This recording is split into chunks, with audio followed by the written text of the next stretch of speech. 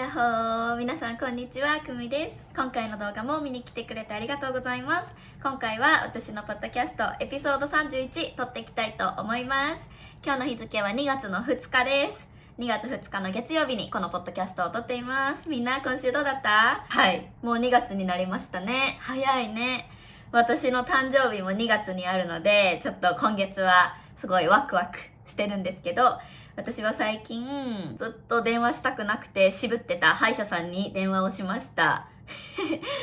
私親知らずがね生えててまだ抜いてなくて、でその親知らずをアメリカに行くまでに抜きたいんですけど、もう怖がりすぎてちょっと電話かけるのもめっちゃ怖くて渋っててずっと。でもやっとこの前歯医者さんに電話をして予約を取って、今度その歯医者さんに行く予約があるんですけど、めっちゃ怖いです。親知らず皆さん抜いたことがありますかね？多分皆さんも抜いた経験がある人は多いんじゃないかなと思うんですけど、私の親知らずがまっすぐじゃなくて横向きに生えてるんです。なので歯茎を切って歯を砕いてそれで取らないといけないって言われて、すごい大掛かりな手術しないといけないんだって。でもそれが怖すぎて、想像するだけでめっちゃ怖いし泣きそうになるんですけど、ずっと避けてたんだけど、まあでもアメリカに行ったらさ、歯医者さんもめちゃめちゃ高いし、今日本にいる間にやらなきゃなと思って勇気を出してこの前電話をしたところなんです。皆さん励ましの応援のエールを送ってくれると嬉しいです。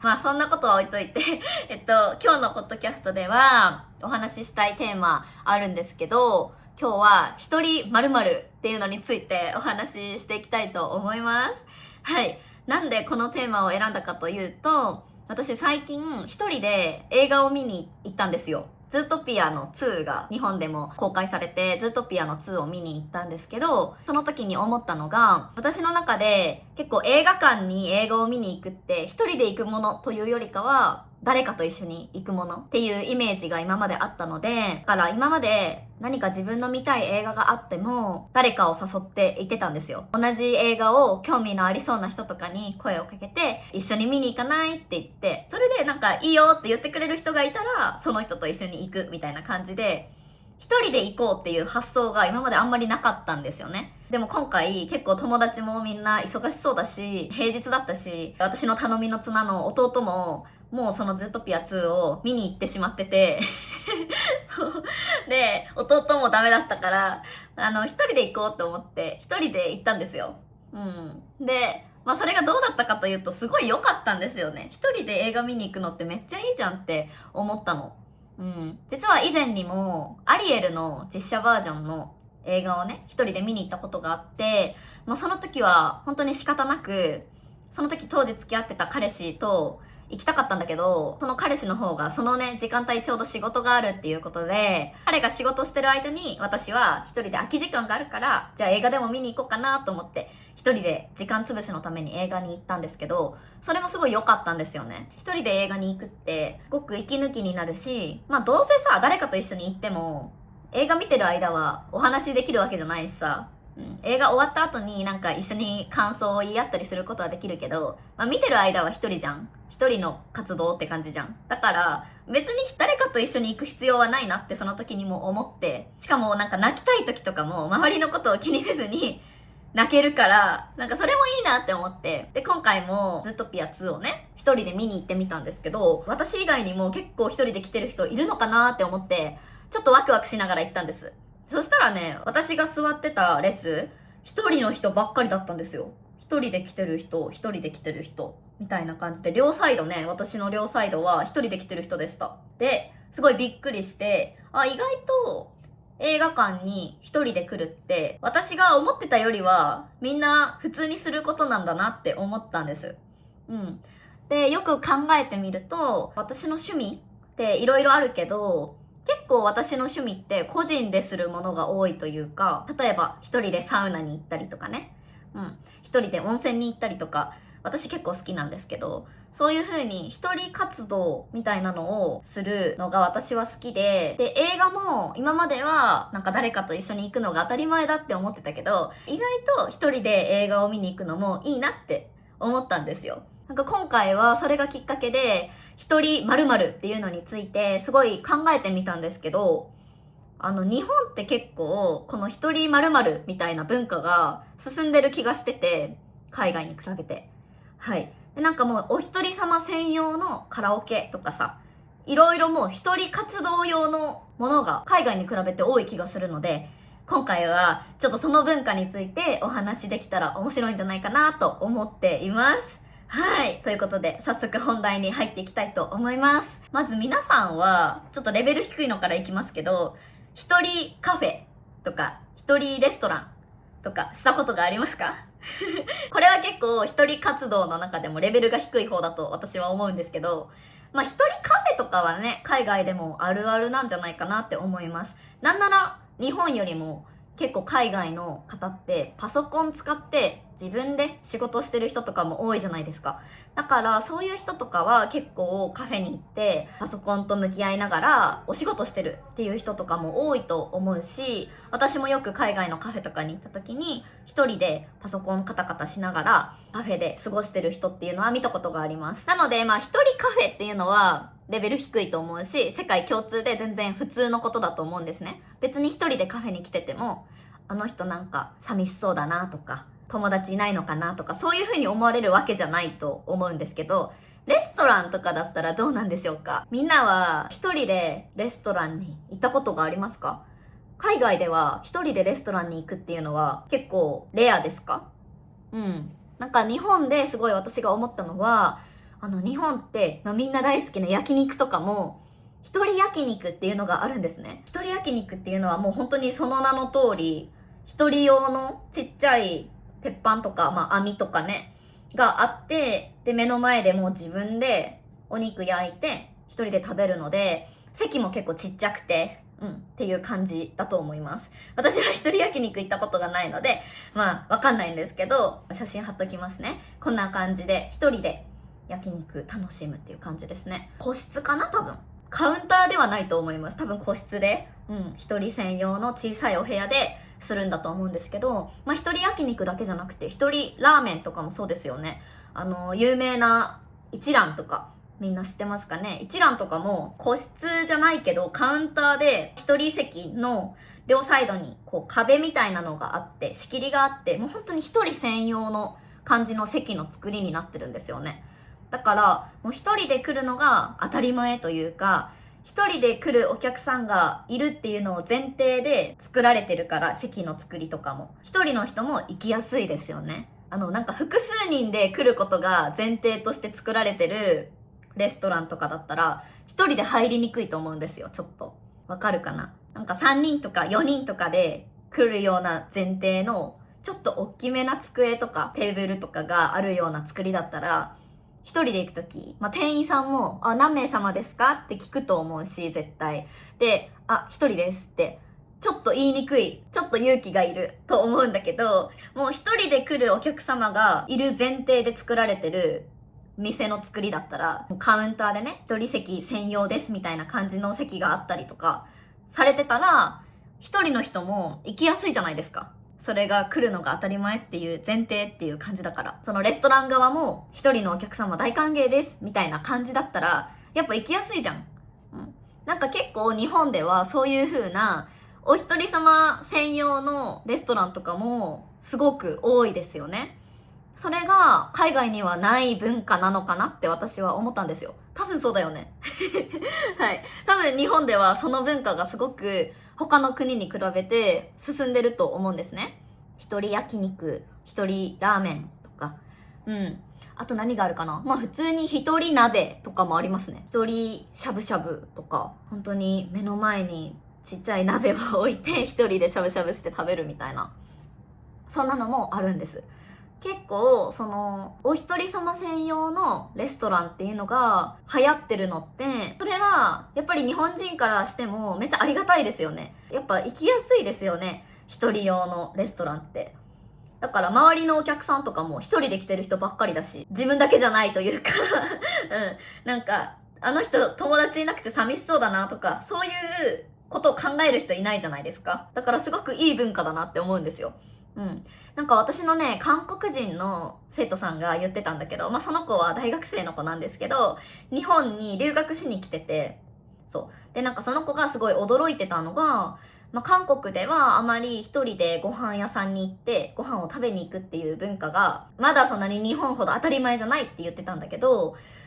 日本に来て、やっぱり一人用のレストランとかも結構あって、一人でご飯を食べに来てる人もたくさん見たから、そういう面ではあまり周りのことを気にしてない感じですごくいいなって思ったって。なんか過ごしやすいなって思ったって言ってて、結構韓国では一人で食べてるとなんか寂しい人って思われがちだと思うって言ってたんですよ。多分日本でも昔は一人イコール友達いない人なのかな、寂しい人なのかなっていう文化だったと思うけど、じゃあなんで一人用のこういう一人〇〇みたいな一人焼肉とかね、そういうのが作られてきたかっていうと、やっぱり周りのことをすごい気にする文化だからこそ、なんか周りに気を使わなくてもいいというか、一人で来ることですごい自分がリラックスできて、自分の時間を楽しむことができて、そういう周りに気を使う日本人だからこそ、こういうのを作ったことで、それが多分バズったんだよね。一人でも来やすいし、なんか何も考えなくていいし、そう、気まずさとかも全くないじゃん。友達のこととか何も本当に考えなくてもいいから、自分の食べたいもの食べて、自分の好きなように食べて、それが多分日本人の性格的に結構受けたんでしょうね。一人でも何でもしやすいっていいなって考える人が増えたんだと思う。だから今って日本はさっき言ったような一人焼肉とか一人鍋、一人ラーメンみたいな感じのレストランとかもそうですけど、一人カラオケとかもありますよね。一人カラオケみんな聞いたことがあるんでしょうか？はい。なんか海外では多分カラオケって複数人で大人数で行ってみんなでワイワイ歌いながら楽しむものっていう考えの人が多いと思うんですけど、日本では、そういう風にカラオケに行く人もいますけど、もちろんもう趣味として歌うことが大好きな人たちが一人でカラオケに行ったりすることもあるんですね。で、本当に一人用のカラオケボックスみたいなのがあって、一人カラオケ、人からって呼ぶんですけど、人からをしに行く人もいます。一人でね、やっぱりなんかカラオケをすることで、自分のストレス発散にもなるし、で、一人で来るっていうことイコール恥ずかしいことじゃなくて、全然自分の趣味を楽しみに来てるみたいな感じです。そう、だから一人カラオケもあるし、漫画喫茶とかもそうですよね。漫画喫茶、ネットカフェとか言うんですけど、知ってますか？漫画喫茶っていうのはもう本当に漫画がブワーっていろんな種類の漫画がそこに置いてあって、一人用のお部屋とかもあって、ちょっと画像貼っとくんですけど、こんな感じでもうちっちゃい狭いねお部屋があって、そのお部屋で自分だけの空間でこう漫画を読む。で、そこの漫画喫茶って本当に長時間滞在できるようになっていて、なので長時間もう一人だけの空間で漫画を読んで楽しみたい人とかが行くんですね。漫画喫茶。はい。ネットカフェとかも多分そんな感じで、本当に一人用のお部屋、こじんまりとしたお部屋があって、そこで時間を過ごすことができて、あとはカプセルホテルとかもありますよね、日本って。カプセルホテルとか聞いたことあるのかな、みんな。カプセルホテルって言って本当にもう一人専用の、もう一人が寝れるぐらいのサイズの、寝れるだけの空間があるようなホテルなんですけど、写真貼っときますね。こんな感じで、もう自分だけの空間、ちょっとだけの狭いスペースなんですけど、そういうなんか一人専用のホテルもあります。もうこれは普通のアパホテルとかそういう普通のホテルを取るよりかは全然格安で取れるんです。そう。こんな感じのカプセルホテルとかもありますね。面白いですよね。そう考えると日本って結構いろいろ一人専用の何かっていう文化がすごく発達してるなって思ったんですよね。私も結構、さっきも言ったんですけど、一人でサウナに行ったりとか、一人で温泉に行ったりとかするのもすごい好きで、時間がある時はたまに一人で行ったりするんですけど、海外のみんなからしたらどうなんでしょうね。そもそも温泉の文化がないと思うので、ちょっと比較するの難しいと思うんですけど、なんかそういう風に皆さんは一人で何か趣味を楽しんだりとか、一人でどこかに行ったりとかするのは好きですか？多分あまり海外では一人〇〇みたいなの流行ってないと思うので、ちょっと日本よりかはハードルが高いのかなって思うんですけど、どうなんだろうね。海外の人ってあんまり周りの目を気にしてるイメージがないから、そういうことをそもそも考えずにもう一人で行っちゃうのかもしれないけど、日本だったらやっぱり一人〇〇って書いてあると結構安心して一人の人も行ける気がします。私はそう思いますね。海外の人はどうかわかりませんけど、私にとってはやっぱり一人専用のなんか一人でも行きやすいですよ、女性一人でも来やすいカフェですよみたいな感じの雰囲気のカフェだったら、普通のカフェに行くよりもそっちに行く方が行きやすい気がします、私だったらね。で、私も結構よく行く場所あって、それがスープストックっていうレストランというかカフェなんですけど、レストランになるのかな、なんかスープの専門店なんですよ、そこって。はい、スープストック。ぜひ日本にいる方は気になったら行ってみてほしいんですけど、私めっちゃスープが好きで、そのスープストックっていうレストランは一応なんか一人でも来やすい、女性一人とかでも来やすいっていうのがコンセプトというか、売りになってるみたいで、そうだから私がいつもスープストック行くと女性一人で来てるお客さんがめっちゃ多いですねって思います、いつも。だからやっぱり私と同じように他の女性もやっぱ来やすいから、一人でも全然恥ずかしいことじゃないしね、結構来てる人多いんじゃないかなって思います。どうだろうね。海外の人にとってはなんかレストランに一人で行くとか一人で何かをするっていうのは、そもそも何もね、そういうの周りの目とか気にしない人が多いだろうから、なんかそんなの考えたことないのかもしれないんですけど、日本人にとっては結構これは気にする問題というか、周りからどう見られるかみたいなのすごい気にするからね。やっぱりだからこそ日本人にとってはこういう一人様用の〇〇みたいなのが進んでいってるのはすごいありがたいことなんじゃないかなって思います。はい。私的にレベルが低いのは一人カフェなんですけど、レベルが高いなって感じるのはやっぱり一人焼肉とか一人ラーメンとか、私も未だにそれはやったことがないですね。ちょっとやったことないなラーメンとかならいけそうだけどな。なんかラーメン屋さんってやっぱり一人で来てる男性が多いイメージで、そこの中に女性で一人で行くのはちょっと気が引けるかなって思って、やっぱいつも誰かと一緒にラーメン屋さんは行くっていうイメージかな。一人でラーメン屋さんには行ったことないですね。レベルが高いでも全然気にせずに、私のお姉ちゃんとかは結構一人でお寿司屋さんとか行ったり、一人でなんかご飯屋さんによく行ってますね。